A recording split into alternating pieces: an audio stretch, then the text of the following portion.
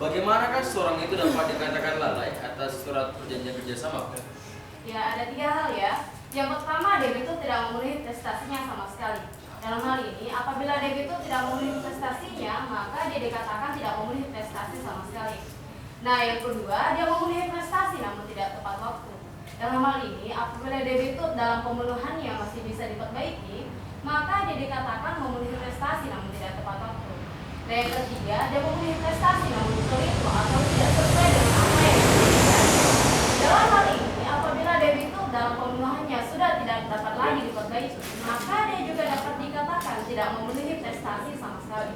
Baik, selanjutnya Prof. Bagaimana kedudukan surat perjanjian kerjasama antara pemerintah dan perusahaan swasta? Apakah ada hal khusus yang diatur sebelum membuat perjanjian kerjasama tersebut, Prof? Ya, kedudukan sebuah surat perjanjian kerjasama itu merupakan suatu alat bukti yang sempurna ya, baik secara aspek lahiriah, formil maupun materialnya. Adapun juga hal-hal khusus yang diatur dalam Peraturan Pemerintah Nomor 50 Tahun 2007, junto Peraturan Pemerintah Nomor 38 Tahun 2007 tentang tata cara pembuatan kerjasama antara pihak pemerintah dengan pihak swasta. Ada 8 hal mengenai hal-hal khusus tersebut, yaitu mengenai subjek kerjasama, objek kerjasama, ruang lingkup kerjasama, hak dan kewajiban para pihak, jangka waktu kerjasama, pengakhiran kerjasama, selanjutnya keadaan memaksa atau pernah, dan terakhir penyelesaian perselisihan. Cukup dari kami yang mulia, terima kasih. Pihak penggugat silakan mengajukan pertanyaan. Dari kami tidak ada yang boleh. Tidak ada ya. Selanjutnya terkedua silakan mengajukan pertanyaan. Baik, terima kasih yang mulia. Saudara ahli, Ya. menurut pengetahuan saudara, apakah ada pembelaan kepada salah satu pihak yang dituduh lalai dalam sebuah perjanjian kerjasama? Ya, ada 3 hal yang dapat dijadikan pembelaan ya. Yang pertama ada salah satu pihak yang lalai, yang kedua adanya keadaan memaksa atau pernah, dan ketiga apabila dia telah melepaskan haknya dari perjanjian itu. Baik. Bolehkah PMH dan prestasi itu digabungkan sekaligus dalam sebuah gugatan? Tidak dibenarkan ya mencampur adukan antara prestasi dengan PMH dalam satu gugatan, atau mendalilkan peristiwa prestasi padahal fakta hukumnya itu adalah PMH, begitu juga sebaliknya. Dalam putusan Mahkamah Agung nomor 1875/PDT/1984 yang tertanggal 24 April 1986 yang menjelaskan bahwa penggabungan antara prestasi dengan PMH dapat melanggar tata tertib beracara dengan alasan keduanya ini harus diselesaikan dengan cara tersendiri. Kalau begitu, bisakah saudara ahli jelaskan perbedaan antara PMH dan prestasi jika ditinjau dari penuntut? Dalam hal menuntut itu sendiri, kontestasi kita bisa mengajukan jika diawali dengan somasi atau teguran ya. Sedangkan untuk PMH, kita bisa langsung mengajukan tuntutan pada setelah terjadi PMH. Apa? Akan dilanjutkan oleh rekan saya. Ya. Terima kasih yang mulia. Saudara ahli, sidang kalian ada. Siapa pihak yang wajib bertanggung jawab atas PMH yang dilakukannya di luar dari perjanjian kerjasama tersebut? Nah, untuk itu kita bisa melihat kepada siapa yang melakukan perbuatan itu. Maka itulah yang wajib bertanggung jawab. Jadi seperti itu ya. Ya. Dari kami cukup yang mulia. Terima kasih.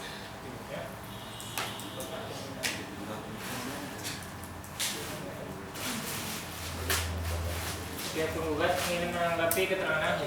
Akan kami tanggapi di kesimpulan itu. Di mana dengan tergugat satu? Kami akan menanggapinya pada kesimpulan. Saudara, Akan kami tanggapi di kesimpulan yang mulia. untuk sementara kesaksian saudara ahli dianggap cukup. Terima kasih atas keterangan saudara. Silakan mengambil kartu identitas dan surat tugas Anda.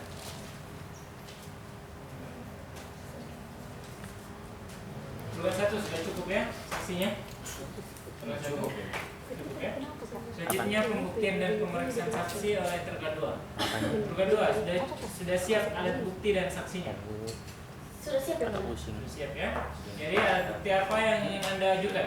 Kami akan mengajukan beberapa alat bukti surat dan saksi yang mulia. Bisa dilakukan. Perhatian, silakan. Silakan.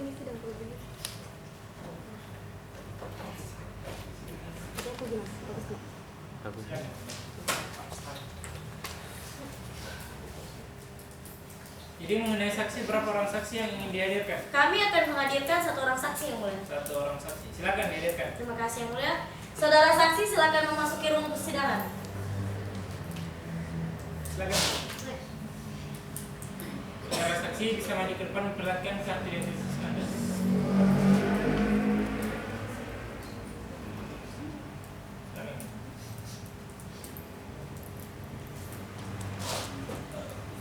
Selamat siang, saudara siap ya memberikan keterangan dalam persidangan ini? Siap ya mulia. Saya bacakan identitasnya. Nama saudara Sri Devi SHMH, lahir di Bengkulu 28 Februari 1970, jenis kelamin perempuan, agama Islam, beralamat di Jalan Gajah Mada nomor 21 Meranti Jambi, benar? Benar ya mulia. Pekerjaan saudara, Saya sebagai kepala seksi perlindungan hutan. apakah saudara kenal dengan tergugat 2? Iya ya mulia, saya kenal dengan saudara terduga 2. Beliau adalah bupati di Kabupaten Merangin. Apakah saudara memiliki hubungan kerja atau keluarga dengan tergugat 2? Tidak ya mulia. Sebelum memberikan keterangan, apakah saudara bersedia untuk diambil sumpahnya? Bersedia ya mulia. Silakan maju ke depan dan ikuti apa yang saya ucapkan.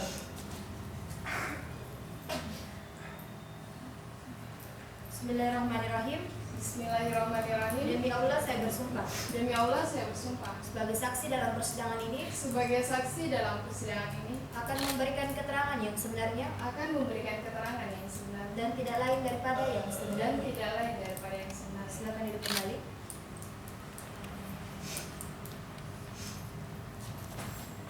Saudara saksi, saudara telah disumpah, maka saudara wajib memberikan keterangan yang sebenarnya. Saudara mengerti? Mengerti ya mulia? Tergugat 2, silakan mengajukan pertanyaan. Terima kasih yang mulia. Selamat siang saudara saksi. Selamat siang. Saudara kan adalah pengawas di usaha yang dimiliki oleh tergugat 1. Bagaimana pengawasan saudara selama ini? Sejak usaha terduga 1 mulai beroperasi, kami telah melakukan pengawasan dan pelaporan 2 kali dalam sebulan secara rutin.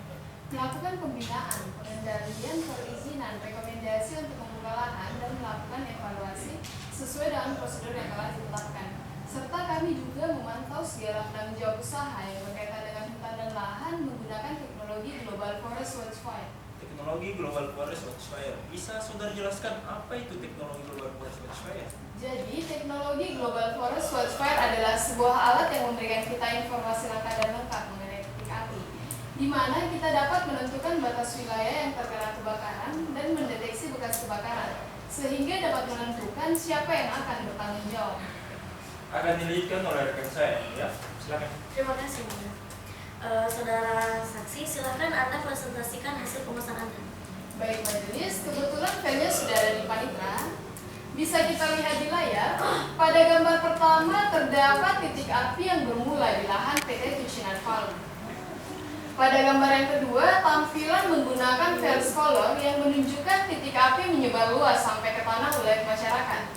Dan pada gambar ketiga, dapat dilihat bekas kebakaran yang terdeteksi melalui digital codec.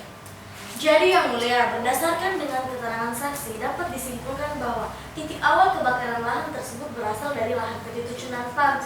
Karena yang mulia, berdasarkan dengan Permenhub nomor 12 tahun 2009 tentang pengendalian kebakaran hutan, menegaskan bahwa setiap penanggung jawab usaha bertanggung jawab atas kebakaran hutan, baik disebabkan oleh kelalaian, sengaja atau tidak sengaja dibakar, bahkan akibat bencana sekalipun yang mulia.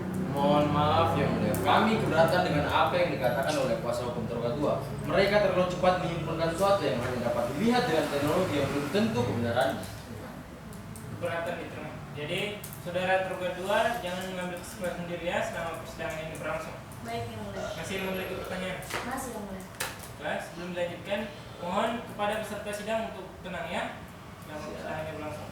Silakan dilanjutkan. Baik yang mulia, terima kasih. Saya lanjut ya saudara saksi. Jadi dalam pengawasan Ibu selama ini, apakah terdapat laporan bahwa pihak terduga 1 ini ingin membuka lahan pada tanggal 15 Februari 2015 dengan cara membakar? Iya, tapi dalam hasil evaluasi laporan yang kami terima, tergugat 1 memang ingin membuka lahan pada tanggal tersebut, namun bukan dengan cara membakar. Jadi jelas bukan dengan cara membakar ya. Iya.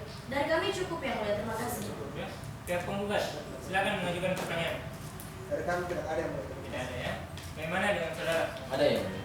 Silakan.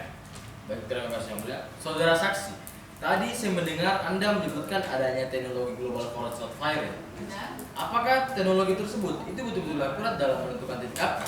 Ya, Digital Global telah mengerahkan 5 satelit mereka untuk menyediakan citra titik api yang hampir seketika pada resolusi 50 cm yang cukup tajam untuk melihat setiap pohon yang ada di lapangan. Baik, apakah setiap orang yang ingin membuka lahan itu harus memiliki izin dari Dinas Perkebunan dan Kehutanan? Jelas. Oh, jelas. Apakah pada saat kebakaran lahan tersebut itu pemerintah langsung melakukan pencegahan? Jelas kami telah melakukan sebuah upaya penanganan, yakni dengan mengarahkan 1 personil pemadam kebakaran yang berjumlah 15 orang, serta kami juga menggunakan beberapa jenis peralatan lainnya. Tetapi yang saya herankan di sini pada saat kebakaran lahan tersebut itu langsung meluas hingga ke lahan masyarakat adat. Karena berdasarkan hasil evaluasi yang kami terima, tergugat 1 tidak memenuhi standar operasional prosedur untuk mencegah dan menanggulangi terjadinya kebakaran hutan. Bisa saya lanjutkan? Silakan. Saudara saksi, jika klien kami belum memenuhi standar operasional prosedur, mengapa saudara masih tetap memberikan perizinan? Karena dalam hasil evaluasi laporan yang kami dapat, tergugat 1 menyatakan bahwa ia ingin membuka lahan dengan cara pembabatan, bukan dengan kebakaran lahan. Cukup dari kami yang melihat kemana?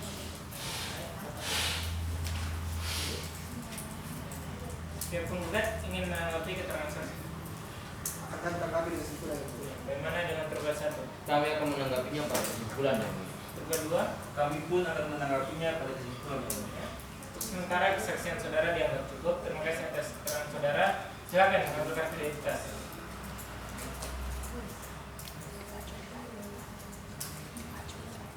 Tergugat 2, saksinya sudah cukup ya? Cukup. Karena para pihak telah memberikan keterangan alat bukti dan menghadirkan saksinya masing-masing, maka sidang akan kita lanjutkan pada tanggal 6 Juni 2016 dengan agenda pembacaan kesimpulan dari para pihak. Dengan ini sidang ditunda. Majelis hakim meninggalkan ruang persidangan, hadirin dimohon berdiri. Majelis hakim memasuki ruang persidangan, hadirin dimohon berdiri. Silakan duduk. Sidang lanjutan perkara perdata Pengadilan Negeri Muara Bulian dengan nomor register perkara 231-PDCA-3 Dengan ini menyatakan sidang dibuka dan terbuka untuk umum. Agenda sidang kita hari ini adalah pembacaan kesimpulan dari para pihak. Terkait penggugat, sudah siap kesimpulannya? Sudah siap ya? Sudah siap ya. Dengan tergugat 1 sudah siap. Kalau dari kami sudah siap. Dua-dua. Sudah siap ya? Baik, silakan para pihak untuk mengumpul kesimpulannya masing-masing.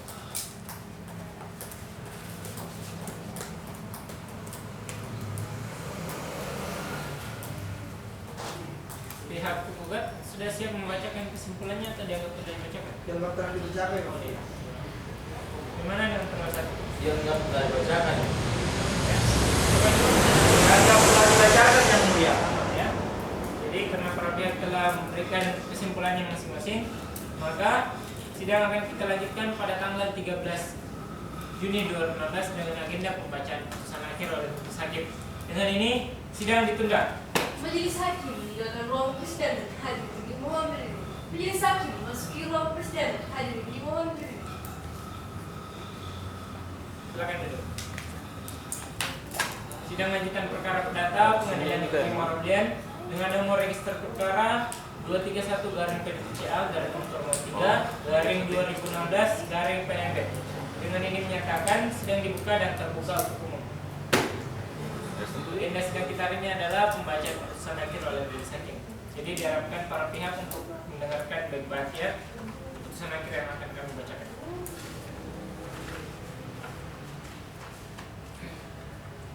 Putusan nomor 231-PDCA-3/2016-PNB demi keadilan berdasarkan ketuhanan yang Maha Esa. Pengadilan Negeri Muara Bulian yang memeriksa dan mengadili perkara perdata dalam peradilan tingkat pertama telah menjatuhkan putusan akhir sebagai berikut dalam perkara antara Trisna Mukdadi dianggap sebagai penggugat dianggap telah dibacakan melawan PT Ticunan Palang Pusat di Jambi dalam hal ini diwakili oleh Safiatul Lutfi SMM sebagai tergugat 1 dianggap telah dibacakan. Pemerintah Kabupaten Brangan dalam hal ini diwakili oleh Haji Al-Haris SOS MH sebagai tergugat 2 dianggap telah dibacakan. Pengadilan negeri tersebut setelah membaca 1. Penetapan Ketua Pengadilan Negeri Muara Bulian tanggal 23 Maret 2016 dianggap telah dibacakan. 2. Penetapan Ketua Majelis Hakim tanggal 28 Maret 2016 tentang penentuan hari sidang perkara perdata yang bersangkutan. 3. Penetapan Ketua Majelis Hakim tanggal 28 Maret 2016 tentang penunjukan hakim mediator. 4. Laporan hakim mediator tanggal 6 April 2016 yang menyatakan bahwa mediasi tersebut gagal. setelah mendengar para pihak, setelah memperhatikan bukti-bukti surat dan keterangan saksi. Tentang duduknya perkara dianggap tidak dibacakan. Dalam pokok perkara menimbang bahwa maksud dan tujuan gugatan penggugat sebagaimana tersebut di atas dianggap tidak dibacakan. Menimbang bahwa setelah majelis hakim mempelajari gugatan penggugat secara cermat, ternyata yang menjadi permasalahan gugatan ini adalah masalah perbuatan melawan hukum yang menurut penggugat dilakukan oleh tergugat satu dianggap tidak dibacakan. Menimbang bahwa dari permasalahan tersebut, maka yang menjadi pokok permasalahan dalam perkara ini adalah tuntutan ganti rugi dan pengembalian lahan akibat tercemar dan rusaknya lingkungan hidup seluas 2 hektare dianggap tidak dibacakan.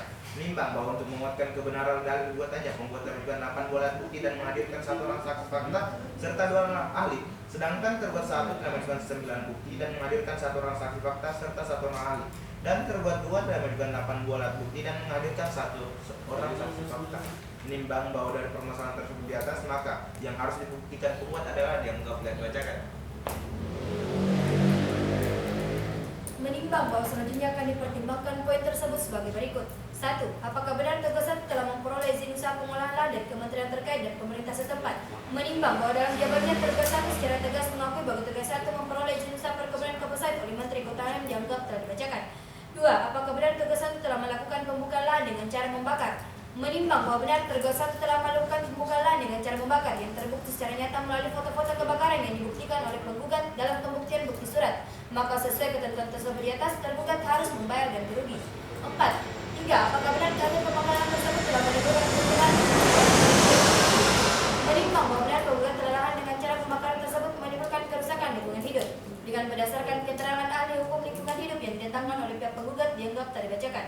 Dengan demikian, dalil penggugat yang mendalilkan pembakaran dengan cara membakar telah menimbulkan pencemaran dan kerusakan lingkungan telah terbukti dianggap telah dibacakan.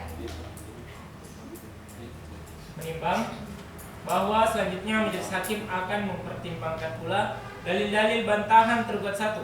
Apakah dari dalil bantahannya tersebut tergugat dapat melumpuhkan kebenaran dalil gugatan penggugat dianggap telah dibacakan.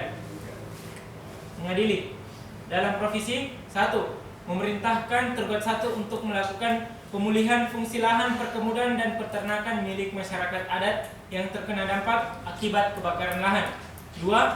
Memerintahkan tergugat dan atau para kuasanya atau pihak yang mewakilinya atau pihak yang menerima pengalihan hak dan wewenang darinya atau pihak manapun agar sebelum perkara ini mempunyai kekuatan hukum mengikat, agar tergugat untuk tidak melakukan tindakan apapun, baik melalui tindakan hukum perdata atau melanjutkan kegiatan usahanya. Dalam eksepsi, menerima eksepsi tergugat untuk sebahagian. Dalam pokok perkara, 1. Menerima gugatan penggugat sebahagian. 2. Menyatakan tergugat 1 telah melakukan perbuatan melawan hukum. 3. Menyatakan tergugat 2 tidak bersalah. 4. Menyatakan tergugat 1 untuk melakukan pemulihan hak gangguan pernapasan akibat kebakaran hutan. 5. Menyatakan tergugat 1 untuk membayar ganti kerugian akibat terkendalanya aktivitas masyarakat. 6. Menyatakan tergugat 1 harus membayar biaya perkara. 7. Menolak gugatan penggugat selebihnya. Demikianlah diputus dalam rapat permusyawaratan Majelis Hakim Pengadilan Negeri Muara Belian Jambi 22 April 2016. Hakim Ketua Majelis Abdul Qadir SMH, Hakim Anggota Ahmad Nugraha SMH, Andi Fadila SMH.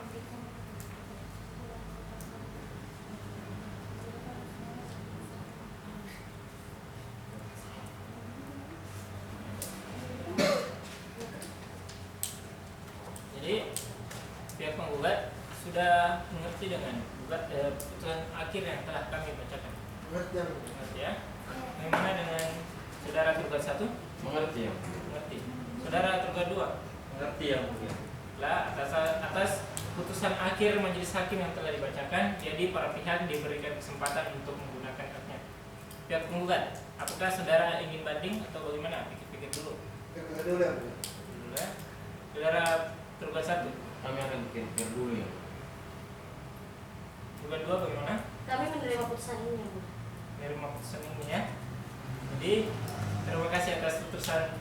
Terima kasih atas perhatian para pihak dan para hadirin yang sempat hadir pada hadirin persidangan ini. Dengan ini saya nyatakan sidang ditutup. Majelis hakim. Majelis hakim dengan nama persidangan hari ini mohon. Kenapa?